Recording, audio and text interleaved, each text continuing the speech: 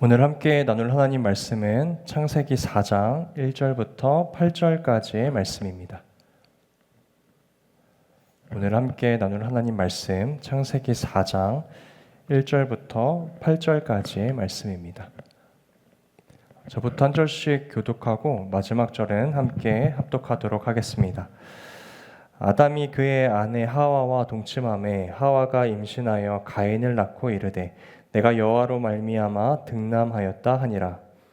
그가 또 가인의 아우 아벨을 낳았는데 아벨은 양치는 자였고 가인은 농사하는 자였더라.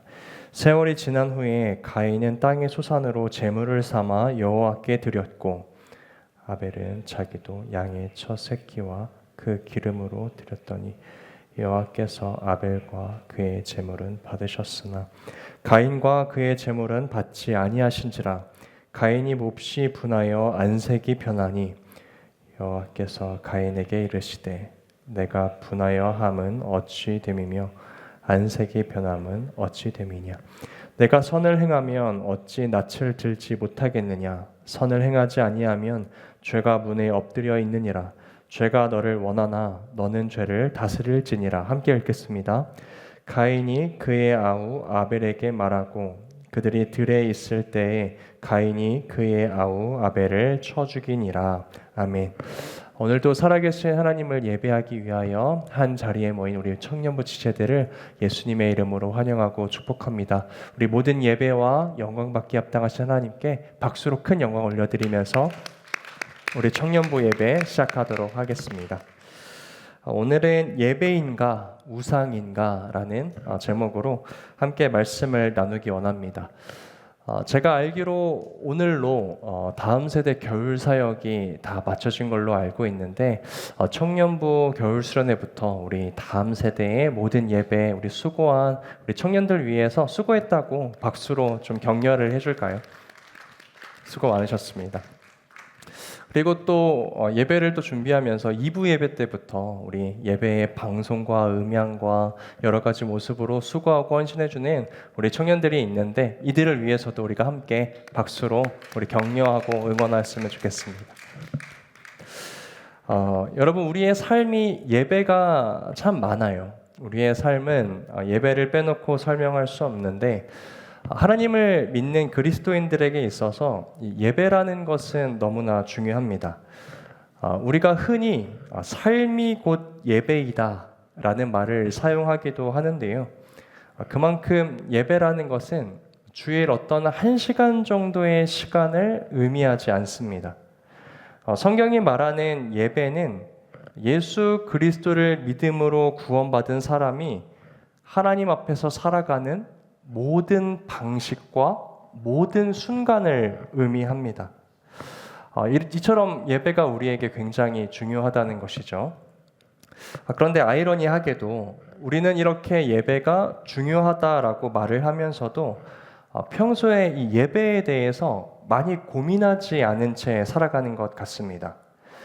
그리고 많은 사람들에게 있어서 이 예배라는 것은요, 오늘날에는 단순히 주일에 예배당에 나와서 찬양하고 성경 읽고 설교 듣고 헌금을 드리는 시간 정도로 이해되기도 한다는 것이에요. 하지만 성경이 말하는 이 예배의 의미는요, 이런 많은 사람들이 생각하는 정의보다 훨씬 더 깊고 넓습니다. 우리가 잘 알고 있는 로마서 12장 1절과 2절의 말씀만 보아도요, 바울은 예배에 대해서 이렇게 설명하고 있는데 우리 함께 이 말씀을 읽어보면 좋을 것 같아요. 그러므로 형제들아, 시작. 그러므로 형제들아, 내가 하나님의 모든 자비하심으로 너희를 권하노니 너희 몸을 하나님이 기뻐하시는 거룩한 산 제물로 드리라. 이는 너희가 드릴 영적 예배니라. 2절이요. 너희는 이 세대를 본받지 말고 오직 마음을 새롭게 함으로 변화를 받아 하나님의 선하시고 기뻐하시고 온전하신 뜻이 무엇인지 분별하도록 하라. 여러분, 이 말씀에서 바울은요, 예배에 대해서 이렇게 이야기합니다. 저를 따라 함께 고백해 볼까요? 예배란 내 삶의 중심에 하나님을 모시며 살아가는 모든 순간입니다. 여러분, 그래서 이 로마서 12장 1절과 2절의 말씀을 조금 쉽게 표현하면요, 이렇게 표현할 수도 있을 것 같습니다. 바울이 이렇게 얘기하는 거예요. 여러분, 세상의 가치와 방법을 중심에 두고 살아가지 마십시오. 대신에 하나님을 높이고 하나님의 말씀을 듣고 그 말씀에 소망을 두고 그 말씀대로 살아가십시오. 그것이 하나님께서 받으시는 영적 예배입니다 라고 이야기하고 있다라는 것이에요. 그런데 반대로 우리 마음의 중심에 하나님이 아닌 다른 것들이 자리 잡고 그것들을 더 사랑하고 그것들을 더 의지하고 그것들을 더 신뢰한다면 우리는 하나님이 아닌 우상을 예배하며 살아가고 있다라고 이야기합니다. 여러분, 우리가 작년에도 그 시리즈 설교 중에 우상에 대해서 나눈 시간이 있었어요. 그때에도 이야기했지만 이 우상이라는 것은 어떤 거대한 신전에 들어가서 어떤 형상 앞에서 절을 하는 것만을 의미하지 않는다라고 말씀드렸습니다. 어떤 사람에게는 돈이 우상이고요. 어떤 사람에게는 인정과 성공이 우상이고 어떤 사람에게는 관계가 우상입니다. 이 우상은요, 이 형상이 본질이 아니라 내 마음의 중심이 무엇을 더 사랑하느냐에 달려 있다라고 말씀드렸어요. 그래서 성경을 보면요, 성경은 인간을 정확히 두 가지로 분류합니다. 첫 번째는 살아계신 하나님을 예배하며 살아가는 사람. 두 번째는 하나님이 아닌 것들을 예배하며 살아가는 사람. 다시 말하면 성경은요, 인간이라면 누구나 무엇인가를 예배하며 살아가고 있다라고 말씀하고 있다는 것이에요. 그렇다면 여러분, 우리가 설교를 시작하면서 내 마음의 중심을 한번 확인해 봅시다.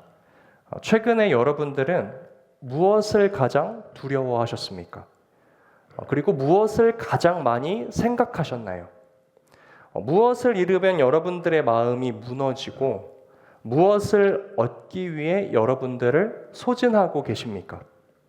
여러분들의 머릿속에 떠오르는 그것이 여러분들이 실제로 예배하는 대상이라는 것이에요. 우리는요, 날마다 내가 이렇게 예배하는 대상을 날마다 점검해야 합니다. 왜냐하면 내가 예배하는 대상이 내 삶의 방향과 결정을 움직이기 때문입니다.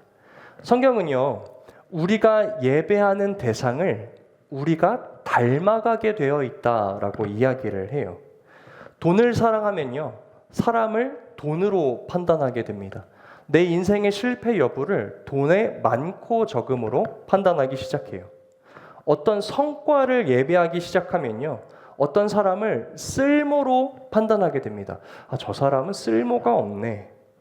인정을 예배하게 되면요, 내 마음은 날마다 사람들의 평가에 휘둘리게 됩니다. 또 비교와 질투, 마음의 분노를 예배하는 사람들은요, 날마다 사람들의 시선을 의식하고 누군가가 나에게 말한 그 상처를 끌어모으며 살아간다라는 것이에요. 그렇게 그리스도인들은 내가 오늘 하나님을 정말로 예배하며 살아가고 있는가를 날마다 고민하고 점검해가는 과정이 꼭 필요하다라는 것입니다. 그래서 저는 먼저 오늘 이 자리에 모인 우리 청년들이 여러분들 마음 그 중심에 예수 그리스도의 이름을 모시고 하나님의 말씀대로 살아가는 믿음의 사람들, 믿음의 예배자들 되시기를 예수님의 이름으로 축복합니다. 이런 이야기를 드리면요, 목사님, 저는 이미 모태신앙이고 옛날부터 교회에 빠진 적도 없고 날마다 주일 예배를 잘 드리고 있기 때문에 이런 우상 숭배와는 전혀 관계가 없습니다 라고 말씀하실지도 모르겠어요. 그런데 여러분, 하나님을 예배하면서도 우상 숭배를 할 수 있다는 것을 아시나요? 겉으로는 하나님을 예배한다고 말하고 예배당의 자리에 앉아 있고 심지어 하나님께 헌신과 수고와 여러 가지의 모습을 드린다고 할지라도 정작 그 마음의 중심에 하나님이 아닌 다른 것들을 더 사랑하고 더 신뢰하고 의지하는 모습을 가진 그리스도인들이 너무나 많다라는 것이에요. 심지어 이런 사람들이 위험한 이유는요, 이 사람들은 자신이 우상 숭배를 하면서도 예배를 드리기 때문에 이렇게 이야기합니다. 나는 예배 드렸어. 나는 오늘 하나님께 이만큼 헌신했어. 교회에서 이러한 역할을 맡고 있어. 자신은 정작 우상 숭배를 하면서 평생 하나님을 예배하고 살아가고 있다라고 생각한다라는 것이에요. 여러분, 이게 얼마나 무서운 일입니까? 평생을 예배했지만 그 단 한 번의 예배가 하나님 앞에 받아들여지지 않는다라는 것입니다. 오늘 우리가 읽은 본문 창세기 4장의 말씀에서도요, 하나님 앞에 예배를 드리고 있지만 그 안에는 하나님이 아닌 다른 것들로 채워져 있는 한 예배자의 모습이 등장합니다.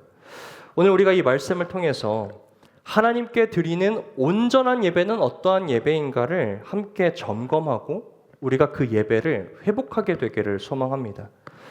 오늘 본문에는 두 명의 사람이 등장하는데요. 바로 가인과 아벨입니다. 오늘 성경은 1절과 2절에서 가인과 아벨에 대해서 이렇게 소개합니다. 우리 이 말씀을 한 목소리로 읽어보겠습니다. 아담이, 시작. 아담이 그의 아내 하와와 동침하매 내가 여호와로 말미암아 등남하였다 하니라. 그가 또 가인의 아우 아벨을 낳았는데 아벨은 양치는 자였고 가인은 농사하는 자였더라. 아멘. 성경은요, 가인과 아벨이 아담과 하와의 자녀였다라고 먼저 소개를 하고요. 그리고 가인은 농사하는 자였다라고 설명하고 아벨은 양을 치는 목자였다라고 우리에게 이렇게 정보를 주고 있습니다. 근데 이제 이 두 사람이요, 하나님을 예배하기 위하여 앞으로 나아오는 것이에요. 우리 창세기 4장 3절과 4절 상반절까지의 말씀 한 목소리로 읽어보겠습니다. 세월이 지난 후에, 시작. 세월이 지난 후에 가인은 땅의 소산으로 제물을 삼아 여호와께 드렸고 아벨은 자기도 양의 첫 새끼와 그 기름으로 드렸더니 라고 기록합니다. 성경은 이 두 사람이 하나님을 예배하기 위하여 앞으로 나와왔다, 제물을 드렸다, 예배의 자리로 나와왔다라고 이야기를 하고 있습니다. 그런데 우리가 이 말씀을 너무나 잘 알잖아요. 그런데 우리가 이 말씀을 읽을 때 우리가 주로 가인과 아벨이 하나님께 드렸던 이 제물에 초점을 맞추면서 이 말씀을 읽습니다. 가인은 곡식과 열매를 하나님께 드렸고, 아벨은 양의 첫 새끼와 기름을 하나님께 드렸구나. 이 제물에 초점을 맞춘단 말이죠. 여러분, 그런데요, 이 하나님께 나온 가인과 아벨이 하나님께 제물만을 드린 것이 아니었습니다. 이들이 무언가를 또 하나 가지고 하나님 앞에 나아왔다는 것이에요. 그리고 이것 때문에 아벨의 예배는 하나님께 받아들여졌지만 가인의 예배는 하나님께 받아들여지지 않습니다. 그러니까 다시 말하면 가인과 아벨은 하나님 앞에 제물보다 더 중요한 것들을 지금 하나 더 들고 나왔다라는 것이에요. 우리가 이것을 발견하려면 3절의 첫 부분을 주목해서 보셔야 합니다. 여러분, 3절의 첫 시작을 주목해 보세요. 3절이 이렇게 시작됩니다. 세월이 지난 후에. 이 부분을 여러분 혹시 펜이 있다면 성경에 동그라미를 쳐봐 주셔도 좋을 것 같아요. 우리말 성경으로 읽으면요, 이 부분이 그냥 시간이 조금 흘렀구나라고 해석이 되는데 원문 표현은 조금 다른 느낌을 줍니다.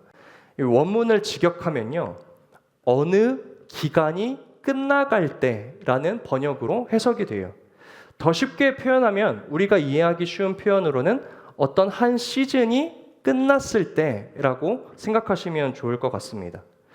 그렇다면 여러분, 이 성경의 지금 문맥의 흐름상 가인과 아벨은 어떤 한 시즌을 살아낸 뒤에 하나님 앞에 예배하러 나아갔다라는 것이에요.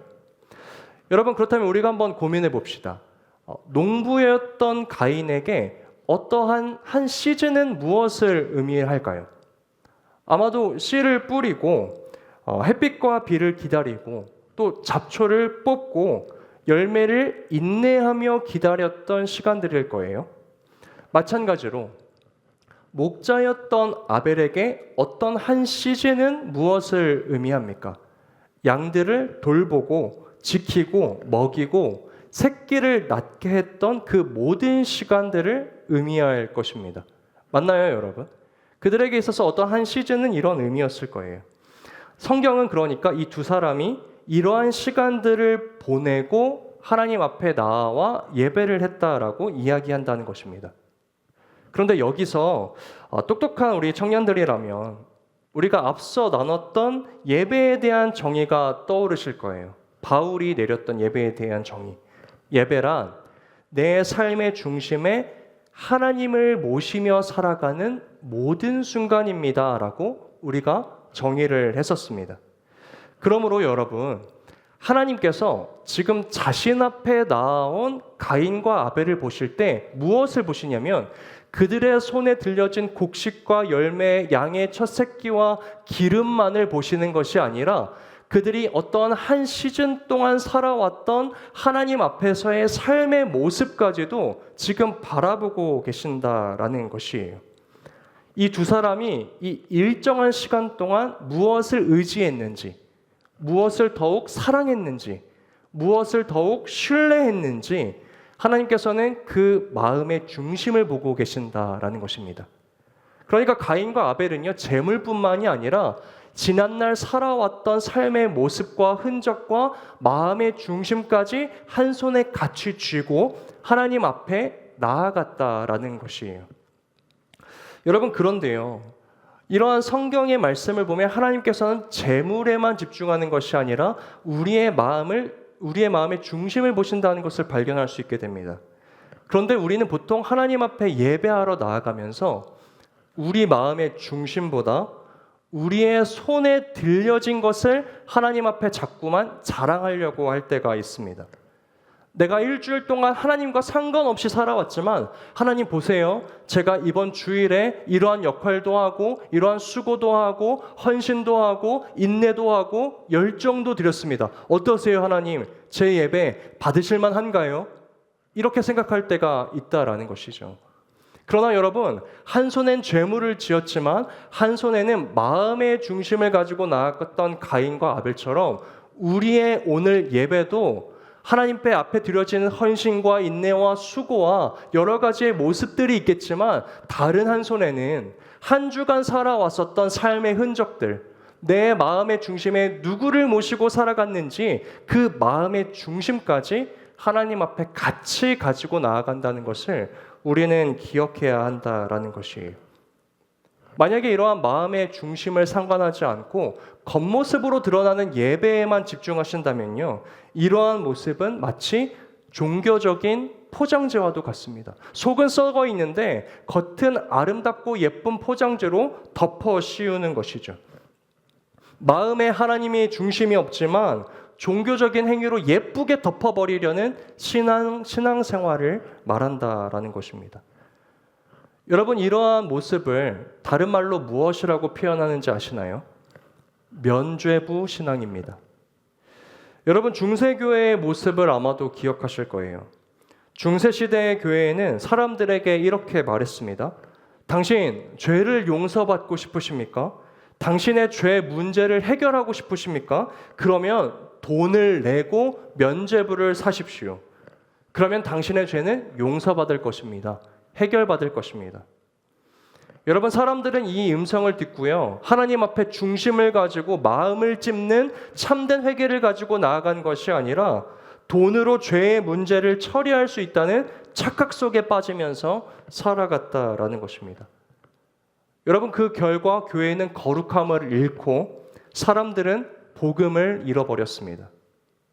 하지만 여러분, 하나님께서는 그런 예배를 받지 않으신다라는 것이에요.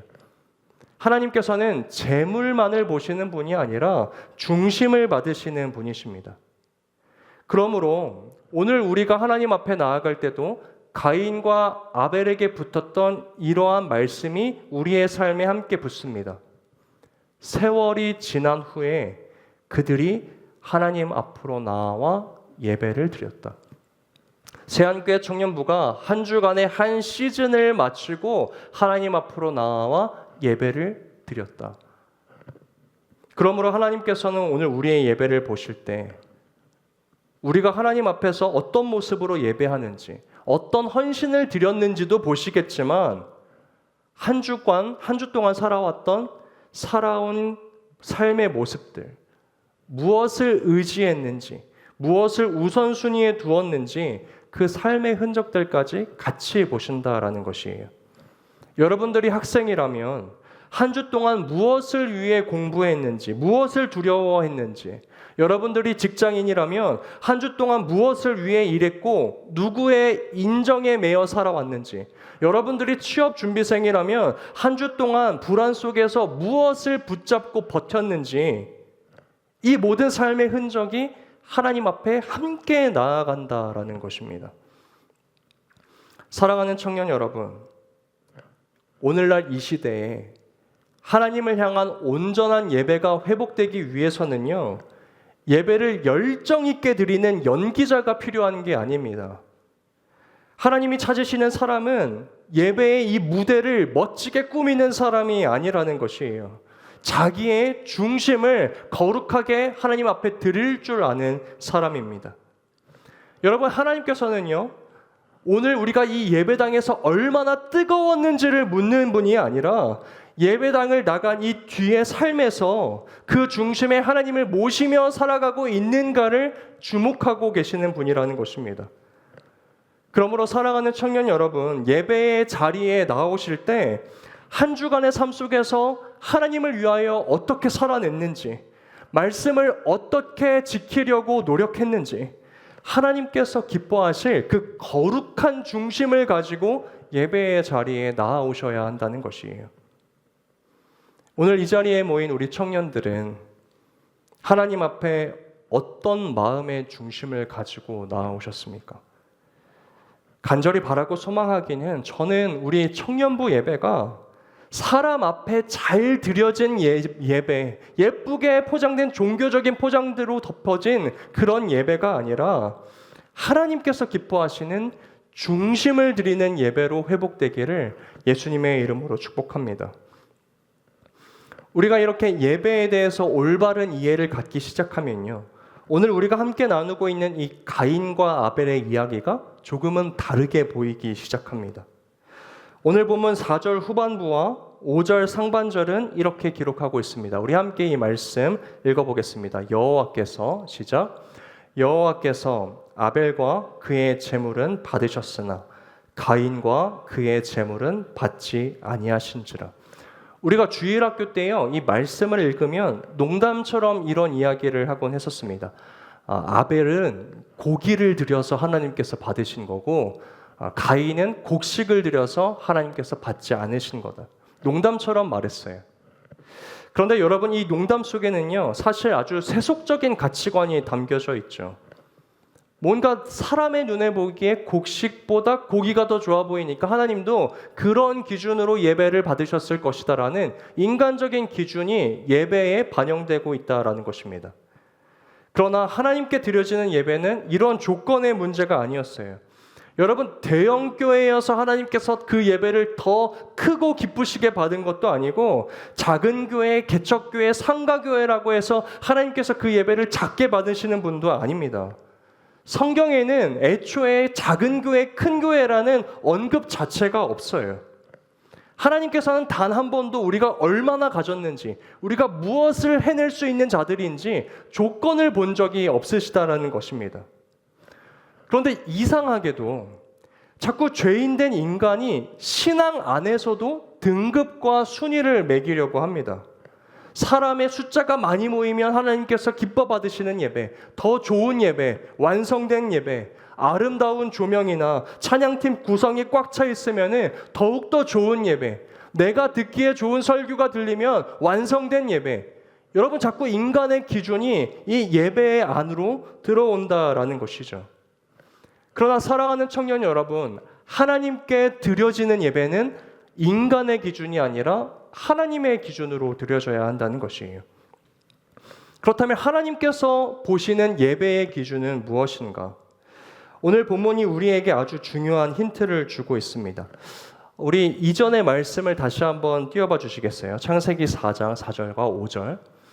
여호와께서 아벨의 제물을만을 받으셨다라고 기록하지 않고 아벨과 그의 제물을 받으셨다라고 이야기합니다.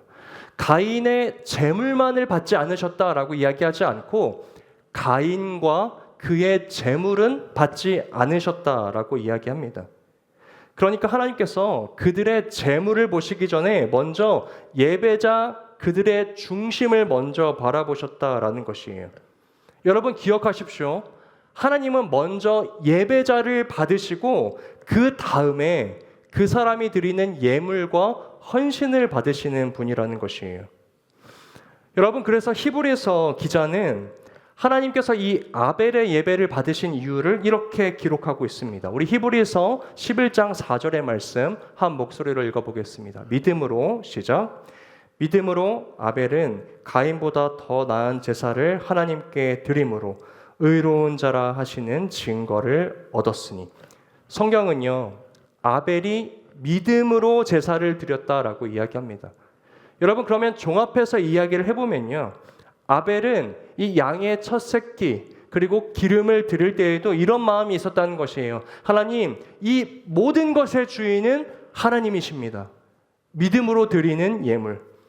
그리고 지나온 삶의 순간순간마다 아벨은 이러한 믿음의 고백이 있었을 것이에요. 하나님, 제가 양을 먹이고 돌보고 지키고 하는 이 모든 순간 속에서도 제가 하는 것이 아니라 하나님께서 지키시는 것이고 하나님께서 먹이시는 것이고 하나님께서 이끄시는 것입니다. 여러분, 이러한 믿음으로 하나님께 예배를 드렸더니 하나님께서 먼저 아벨을 받으시고 아벨의 삶의 예배를 받으시고 그가 드렸던 헌신, 제물도 받으셨다라는 것이에요. 그렇다면 반대로 가인의 예배는 어떠했습니까? 가인은 하나님께서 자신의 예배를 받지 않으시자 분노의 반응을 보입니다. 우리 5절의 말씀을 함께 읽어봅시다. 가인과 시작. 가인과 그의 제물은 받지 아니하신지라 가인이 몹시 분하여 안색이 변하니. 여러분 이 모습에서요 가인은요 이미 그 예배의 주인이 자신이 되어 있습니다. 하나님, 내가 예물을 드렸는데 하나님 왜 받지 않으십니까? 하나님, 내가 수고해서 드린 것 왜 하나님 받지 않으십니까? 하나님, 이 예배가 왜 내 뜻대로 되지 않습니까? 여러분, 가인은 겉으로 마치 하나님을 예배한 것처럼 보였지만 실제로는 그 예배를 통하여 내 마음의 중심이 원하고 있는 다른 것을 얻고 싶어 했다라는 것이에요. 하나님을 높이는 예배가 아니라 하나님으로 내 기대를 채우고 내 인정을 얻으려는 도구로 예배를 사용했다라는 것입니다.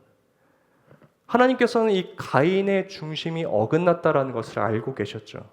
그래서 7절의 말씀에서 이렇게 말씀하십니다. 우리 7절의 말씀도 한 목소리로 읽어보겠습니다. 내가 선을 행하면 시작. 내가 선을 행하면 선을 행하지 아니하면 죄가 문에 엎드려 있느니라.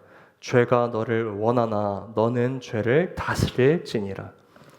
하나님께서는 가인이 살아온 지난 그 한 시즌 동안에 가인의 삶에서 하나님이 중심에 없었다는 것을 알고 계셨어요. 여러분 그래서 요한 1서를 보면요 사도 요한이 가인의 예배를 이렇게 표현합니다. 우리 요한일서 3장 12절을 세번역 성경으로 함께 읽어보겠습니다. 우리는 시작. 우리는 가인과 같은 사람이 되지 말아야 합니다. 그는 악한 자에게 속한 사람이어서 자기 동생을 쳐 죽였습니다. 무엇 때문에 그는 동생을 쳐 죽였습니까? 그가 한 일은 악했는데 동생이 한 일은 의로웠기 때문입니다. 여러분 사도 요한은 가인을요 악한 자에게 속한 사람이었다라고 이야기합니다. 그러니까 가인이 이 단 한 번의 예배만 실수한 것이 아니라 그 마음의 중심에 악함이 들어 있었다라는 것이에요. 우리가 이야기했잖아요. 내가 무엇을 예배하느냐에 따라 예배하는 대상을 닮아가게 된다. 가인은 자신이 예배하는 대상, 곧 죄인의 모습으로 살아가다가 하나님 앞으로 나아왔다는 것이에요. 그럼에도 하나님께서는 가인의 모습을 아시고도 7절에서 가인에게 찾아와 돌이킬 기회를 주셨어요. 네 안색이 변함은 어찌 됨이냐? 네가 선을 행하지 아니하였다. 너는 죄에게 다스림을 받는 사람이 아니라 죄를 다스리는 사람이 되어야 한다. 너의 마음 가운데 하나님을 다시 중심으로 모셔라. 그러나 가인은 이 하나님의 음성을 듣고도 하나님 앞에 회개하지 않았습니다.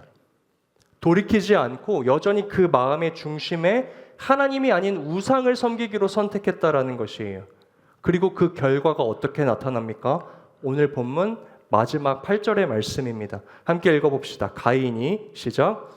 가인이 그의 아우 아벨에게 말하고 그들이 들에 있을 때에 가인이 그의 아우 아벨을 쳐 죽이니라. 여러분, 오늘 성경에 나오는 이 가인이 하나님을 예배하기 위하여 나왔던 예배자라는 사실을 기억하시기를 소망합니다. 가인은 불신자가 아니었어요. 대놓고 우상을 섬겼던 사람이 아니었어요. 예배의 자리 안에, 오늘 여러분들처럼 예배의 자리 안에 있었던 사람이라는 것입니다. 그런데 가인의 문제는 예배를 드리면서 하나님 앞에 자신의 중심을 드리는 것이 아니라 그저 그 예배의 형식과 순서만을 드리는 데에 문제가 있었다라는 것이에요. 가인은 사람들이 보기에 겉으로는 예배를 완료했을지는 모르겠어요. 가인이 예배를 드렸구나. 그러나 속으로는 하나님을 주인으로 모시지 않았습니다. 행위는, 포장지는 신앙의 모습이었는데 삶의 방향에서는 썩어 있었다는 것이에요. 여러분, 그러한 자의 모습은 결국 죄의 싹은 사망이요. 죄가 끝에 달하자 자신의 동생을 죽이는 처참한 결과로 이어졌다라는 것입니다. 살아가는 청년 여러분, 저는 오늘 말씀을 준비하면서 이 말씀이 여러분들에게 어떤 무게감이나 두려움으로 다가가지 않게 되기를 소망합니다. 이 말씀은 우리를 두렵게 하고 무너뜨리려고 주어진 말씀이 아니라 오히려 하나님께서 무너진 예배를 다시 살리시기 위하여, 무너진 우리의 중심을 말씀으로 비추시기 위하여 들려지는 말씀이라고 생각해요.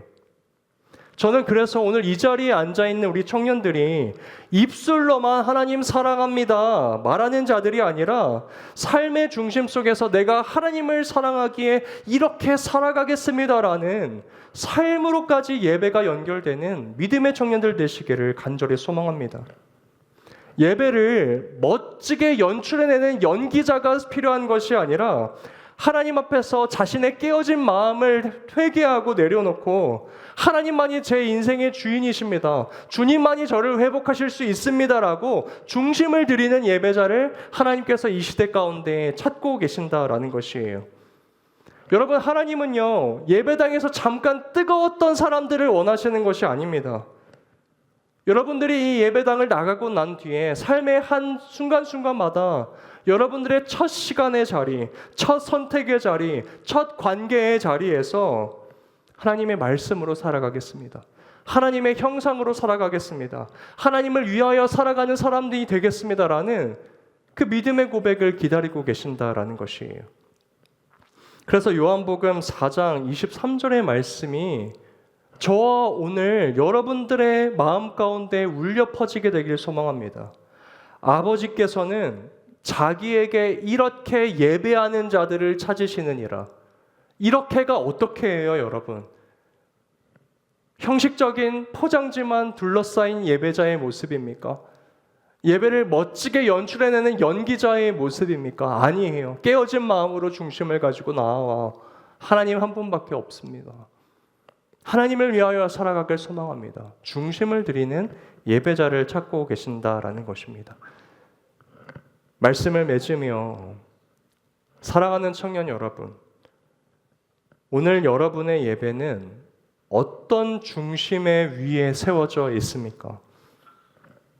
오늘 예배의 자리에 나오시면서 어떤 모습과 어떠한 마음으로 나오셨습니까? 가인과 아벨은 자신이 하나님 앞에 재물만을 가지고 나아간다라고 생각했으나 하나님은 그들의 손에 쥐어진 삶의 흔적들, 그들의 삶의 중심을 바라보셨습니다. 여러분, 먼저는 하나님 앞에 온전한 중심을 갖고 계신 청년들은 이 말씀을 통하여 위로받으시길 소망합니다. 하나님이 나의 중심을 보고 계시는구나. 하나님 감사합니다. 그러나 오늘 하나님으로부터 중심이 멀어진 예배를 가지고 이 자리에 나오신 청년들이 계시다면 오늘 이 말씀을 통하여 마음을 무너뜨리시고 겸손한 마음으로 주님 앞에 온전한 예배를 회복하게 되기를 소망합니다. 하나님, 제 마음의 중심이 하나님을 떠나 있었습니다.